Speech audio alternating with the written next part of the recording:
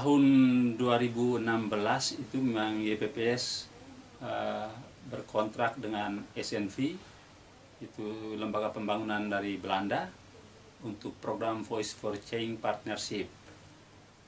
Program ini dengan fokus mengadvokasi isu pangan dan gizi di Kabupaten Flores Timur dengan target atau goal berkontribusi pada penurunan angka stunting di kabupaten ini, yang pada saat itu persentase stunting itu sebesar 32% dari 20.000 bayi balita yang ditimbang dan diukur oleh Dinas Kesehatan. Ini data yang kami dapatkan dari Dinas Kesehatan berdasarkan itu pemantauan status gizi bayi balita dan baduta, anak di bawah 2 tahun atau 1000 hari pertama kehidupan.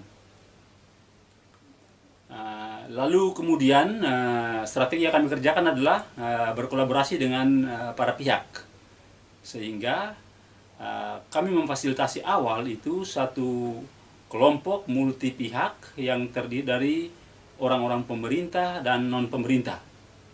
Kelompok itu kemudian menamakan diri Forum Pangan dan Gizi Kabupaten Flores Timur, disingkatkan Foransi.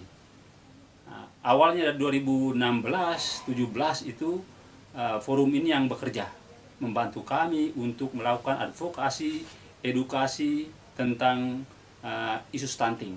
Sebab waktu itu isu stunting itu belum masuk dalam wacana-wacana pembangunan daerah. Yang dikenal saat itu cuma gizi buruk, anak-anak gizi kurang, kemudian berat badan mulai rendah, seperti itu. Tapi stunting itu belum menjadi wacana publik atau juga dibicarakan dalam perencanaan pembangunan, sehingga target yang dilakukan oleh Foransi bersama kami waktu itu adalah menaikkan isu stunting itu ke wacana pembangunan Kabupaten Flores Timur. Itu yang kami mau jadikan stunting sebagai suara perubahan dari Flores Timur untuk Indonesia. Dan Pak Bupati Flores Timur waktu itu Pak Antonius G.G. Hajon, setelah dilantik tahun 2017, beliau mulai jalan dan programnya itu visi utamanya adalah desa membangun kota menata. Ada beberapa misi yang kami lihat itu punya korelasi kuat dengan program ini. Itu pertama itu adalah misi tentang selamatan orang muda. Kami waktu itu mengadvokasi supaya konsep selamatan orang muda itu dimulai dengan mempersiapkan generasi muda baru yang harus disetting mulai dari sejak ia dalam kandungan. Karena pembicaraan tentang stunting itu menyasar pada anak yang lahir pendek atau gagal tumbuh sejak dalam kandungan, dan ada korelasinya dengan kualitas otak dan lain sebagainya untuk ke depan dia menjadi manusia yang bertumbuh bagus. Sehingga kami bicara bahwa orang muda yang diselamatkan itu mulai dari sejak ia dalam kandungan. Lalu yang kedua itu selamatkan tanaman rakyat. Flores Timur itu misi Bupati, itu kita coba kaitkan dengan ketersediaan pangan yang bergizi untuk perbaikan stunting. Dan yang ketiga itu ada misi berikut adalah selamatkan laut. Laut Flores Timur itu harus dioptimalkan sampai dengan pemanfaatan ikan untuk perbaikan gizi. Dari 3 misi Pak Bupati ini yang kemudian menjadi bahan kami untuk Foransi bicara dengan pemerintah dan pihak-pihak lain untuk bagaimana menjadikan stunting sebagai isu pembangunan yang akan mendorong 3 misi ini. Dan misi berikut adalah penataan birokrasi dan juga pembangunan infrastruktur akan menyusul dengan sendirinya.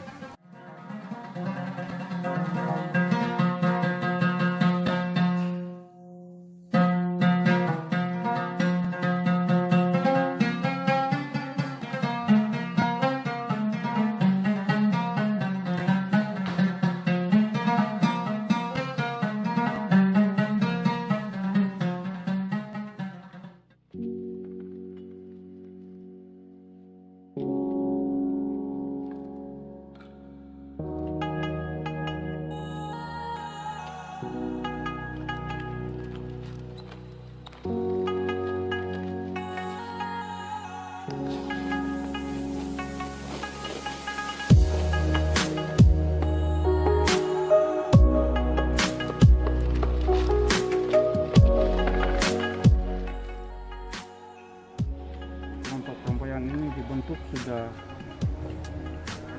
11 tahun, namun kami berjalan kegiatan memasuki 5 tahun. Cara pembuatan pupuknya kami berjalan seperti biasa, tidak ada hambatan sedikit pun yang kami dapati. Kami membuat pupuk organik ini cair maupun padat dengan tujuan menekan supaya bahan-bahan kimia yang di toko bisa kita sedikit mengurangi.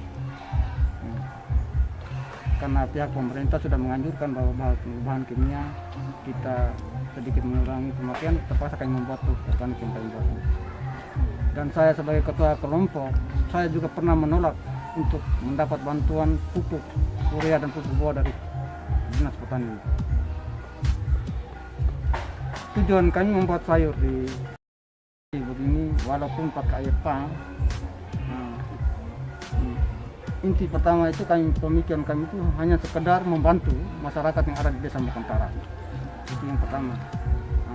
Dengan adanya 2 tahun ini, mulai peraturan muncullah stunting, maka pihak pemerintah desa memberi gambaran sedikit kepada kami cara pembuatan sayur.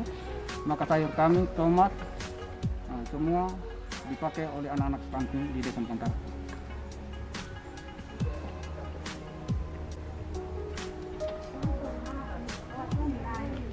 Kami bikin pupuk padat.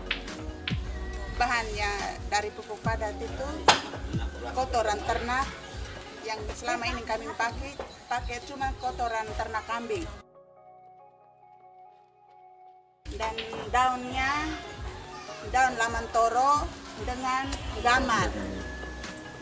Dampingan dari YPPS untuk coba membentuk satu kelompok tani. Kemudian kami pertama memang hanya menerima kelompok tani, tapi kami belum bergerak. Setelah itu YPPS terus mendampingi kami, membagikan jaring. Kendala juga yang kami hadapi sumber air, tetapi hal itu kami juga coba untuk mengatasinya dengan menggunakan air limbah. Dan setelah juga ada sumur bor, kami walaupun dengan mengambilnya dengan jarak kurang lebih 3 km, kami coba mendatangkan air untuk melanjutkan program yang satu ini. Karena adanya program YPPS, kami mendapat jaringan,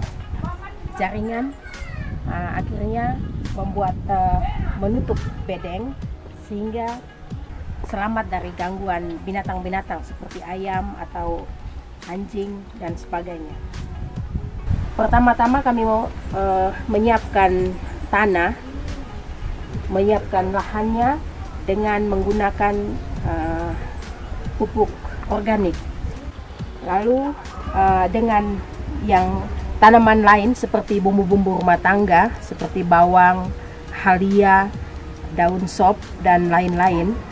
Kami tidak punya mencukupi lahan, juga jaring, jadi kami menggunakan tempat-tempat bekas seperti botol minyak, toples atau polybag bekas seperti ini.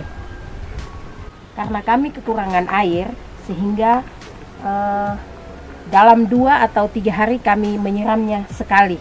Karena di atas permukaan tanah terdapat sampah-sampah sehingga tanahnya selalu lembab.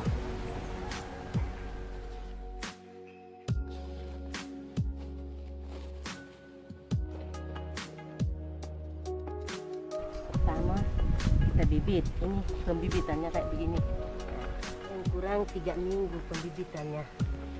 Kalau sudah jadi, sudah pas 3 minggu, kita ambil pisahkan tanam. Setelah 2-3 minggu, ini sudah 3 minggu.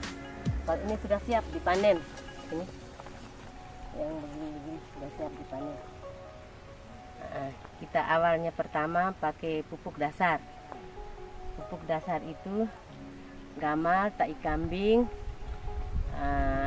batang pisang, dengan daun-daun hijau. Kita ini 2 minggu dulu kita buat pupuk dasar, pupuk organik itu kita buat awalnya kita buat pupuk dasar dulu. Sudah 2 minggu baru kita tanam. Setelah tanam 1 minggu atau 2 minggu kita pakai pupuk cair. Pupuk cair itu dari bahan-bahannya juga sama, tapi kita pakai gula, itu di pupuk cair. Rendam pakai gula, tai kambing, batang pisang, gamal, daun-daun hijau.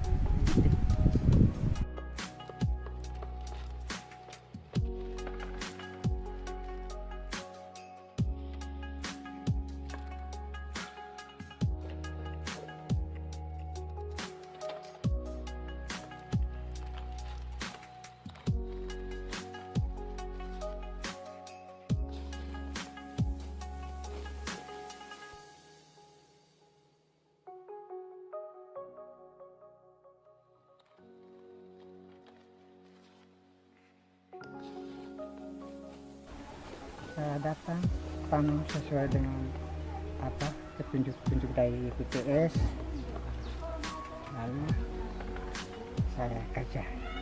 Saya senang mereka mendampingi terus tuh, ya saya senang untuk mendampingi kami. Lalu sampai saya panen itu benih, saya jemur, langsung bawa ke kantor, langsung sampai penimbangan semuanya ini Pak mereka sudah tunjuk saya dan saya sudah tahu, dan saya tetap bekerja terus untuk membantu ekonomi. Biar hasilnya sedikit, tapi saya juga bersyukur, terima kasih dari BPS bisa tunjuk jalan saya, bisa membantu saya. Kelompok kami ini, orang muda ini, sejak COVID bulan Maret kami sangat terinspirasi oleh Bapak Kadus, Bapak Dusun kami, Bapak Eman Kehuta. Karena Bapak Kadus kami ini, dia sudah termasuk petani bibit.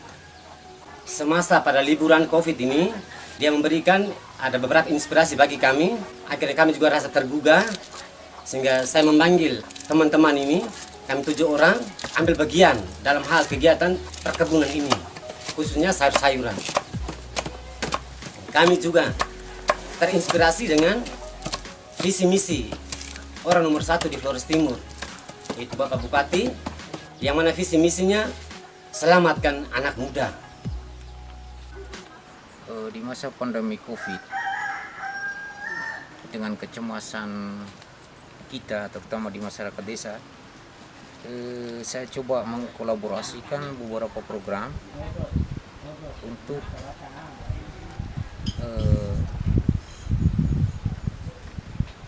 kepada masyarakat dilaksanakan. Itu yang paling pertama, sesuai dengan edaran Kementerian Desa dengan muatan padat karya tunai. Di situ